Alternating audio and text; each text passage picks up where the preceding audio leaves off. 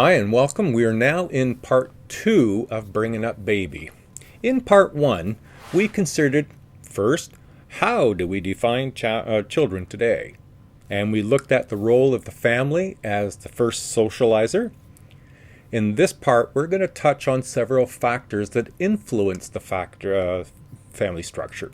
And we left off by beginning the family interaction heading, considering parenting styles. And you remember we did authoritarian, authoritative, uninvolved, permissive, no nonsense, and the attachment styles. Now here in part 2, we're going to explore family atmosphere, and that's followed by diversity in parenting. We're going to look at the indigenous, the immigrant families, and issues of disability. Lastly, but not least important, we will be looking at the other socialization agents. The first and the primary agent was parents. And we looked at the other influential, we're going to look at other influential agents in this part. Okay, let's get started. The family atmosphere is affected by the parents' own relationship, the level of conflict, and conflict style, for example. The parenting style and conflict style with their children is really an important element, so much of the face-to-face interaction that sets the mood of the family. Not always bad, just something we experience without much thought. We will also look at the role of siblings and peers. So let's look at brothers, sisters, friends, foes, teachers. Significant difference between firstborn and later born children in outcomes such as educational achievement and income.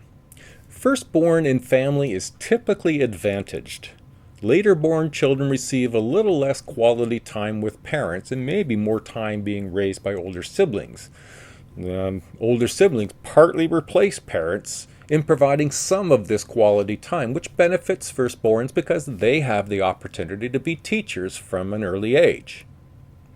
Lone children have many of the characteristics of firstborn with siblings. Given that the sibling relationships are obligatory, meaning you don't have a choice, brothers and sisters must learn how to resolve conflict issues. Can also be a great warmth and affection between brothers and sisters. Sibling relationships can be one of the most enduring in a person's life. Have store of some memories in common with no other people but with your siblings. So what about the impact of parents on the sibling relationship? Let's look at that. If parents treat siblings as a single group without individual qualities, for example, the kids, children engage in more rivalry, and conflict. Favoritism can also create problems. The term parentified child is a child who takes on the adult responsibilities in the family. And this is often assumed by the oldest child. However, a child is underprepared to assume any adult family role. In this circumstance, both the parentified child and the younger children often do not develop into normal adulthood. Spanking is probably less effective in changing children's behavior than nonviolent forms of discipline. Conflict between parents increases the risk that children will have adjustment problems later in life. Parents' use of destructive tactics, yelling, name-calling, threatening, withdrawal, distresses children. No kidding. Children may feel more threatened by disagreements and are more likely to blame themselves for those parent problems than those whose parents are more constructive tactics. The amount of conflict between parents and teenager relates to parents' warmth and supportiveness. If hostile and authoritarian, conflict tends to escalate. If supported, family relations improve over the teen years. Another thing I want to touch on is routines, rituals, and traditions. These all usually involve little conscious thought and occur frequently, often daily. They can provide predictability, connectedness, and a sense of belonging. I'll touch on a bit of my morning routine to give an idea. When I get up in the morning, I get up at 6, I go out for an hour and a half run, I come back, and then I have a smoothie, and then I put the dishes away, I wash a few of the cat's bowls, I feed the cat, I let the cat out. But if that routine changes, like for example this morning, I went out and then I came back, my partner was already up, she let the cat out. The cat was like, "What? You're not the one that lets me out." So we establish these routines that become so automatic that even our pets understand what they are. So rituals are events that tell families, this is who we are. It's the we versus the them, creating boundaries. Thanksgiving, Easter, birthdays, anniversaries, and such holidays can help us shape who we are and how we celebrate. The family story can include their traditions, values, and opportunities.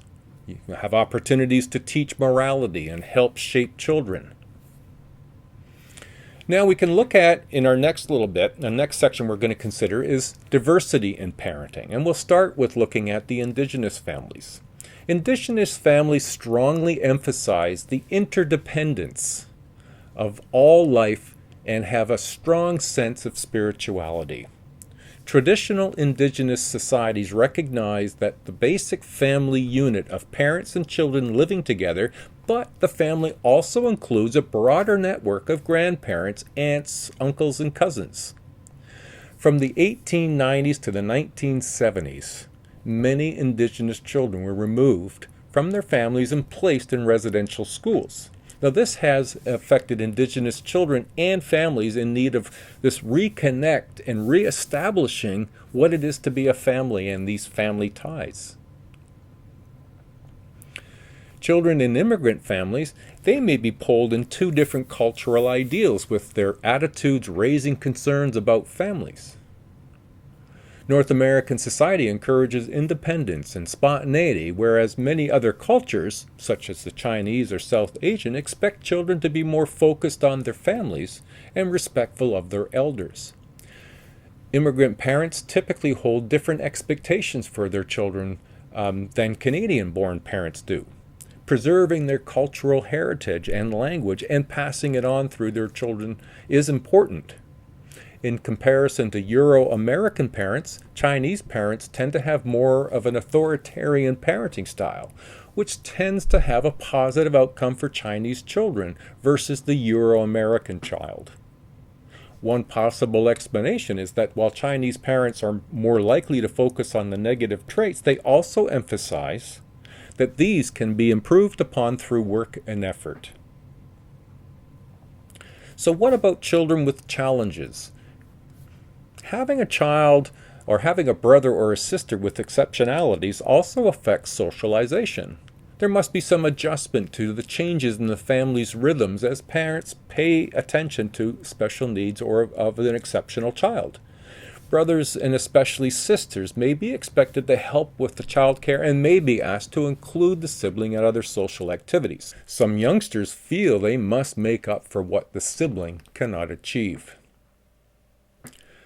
Well, let's look at another group of influencers, and we'll look at the society at large.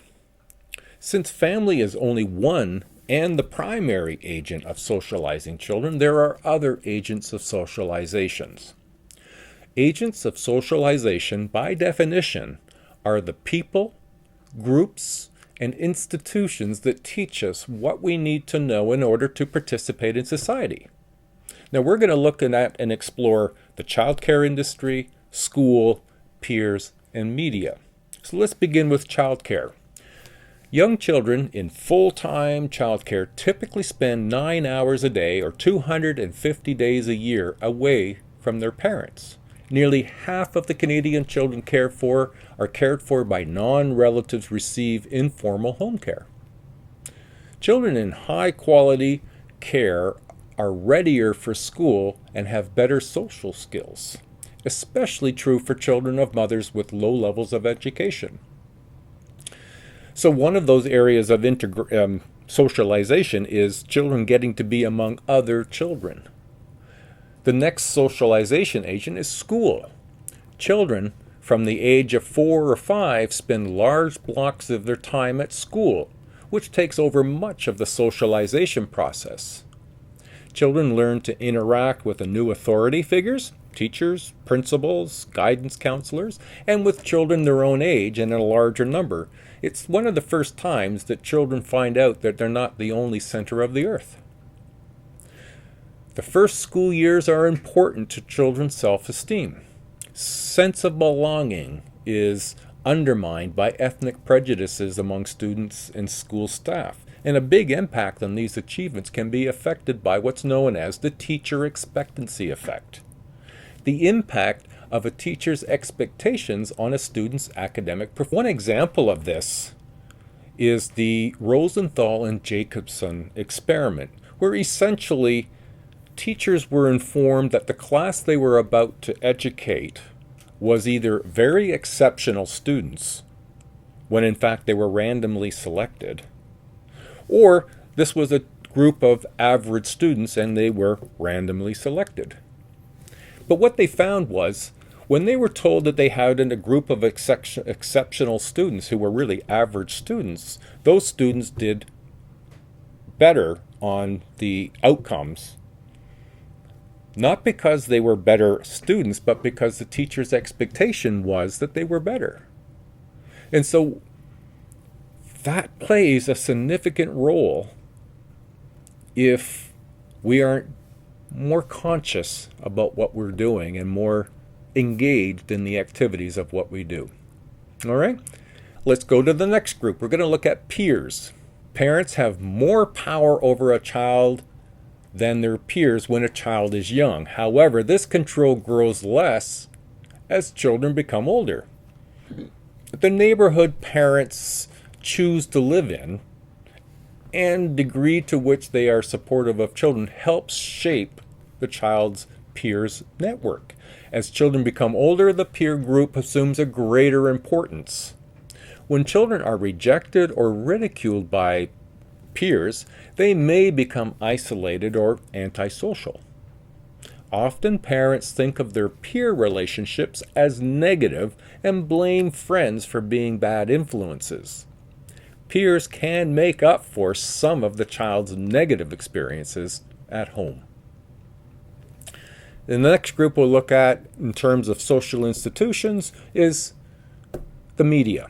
The media are important socializing agents. Television, video games, computers, and other technologies such as cell phones and tablets, many young people devote more time to media than any other activity except sleep. The explosion of social networking sites are both increasing connections among people and reducing privacy. Young people are more likely to use the internet than older people. Whether media have a good or bad influence on children depends greatly on their age and their families. Parents have an important role in enabling and monitoring their children's use of media. On a slightly different note regarding media there is a term known as the digital divide. Among families with higher and lower access, partly related to income, parents and older siblings can help youngsters learn from and about media through their explanations and comments. Unfortunately, many parents don't make the time to do this. Now, another really big area is around child and parent happiness. As we know, everybody has unique experiences. However, what is important and what is reported in the text is research based on populations rather than any one of our individual experiences. So keep that in mind. The greatest happiness for parents often at the time of the birth of their child. Of course, everyone's excited. This can change as all of life's expectations kick in and the relationship takes a hit, especially if both parents work.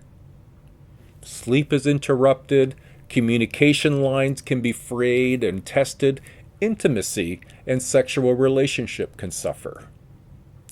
Parents experience the most stress when their children are teenagers. Some trepidation still occurs as our children prepare to leave home, or launch as it's known. However, we will look at this period of time in the family's life in week 7, when we look at chapter 7, the middle years of the family and the not-so-empty nest. All right, that's the completion of Bringing Up Baby Part 2, and so that's the chapter.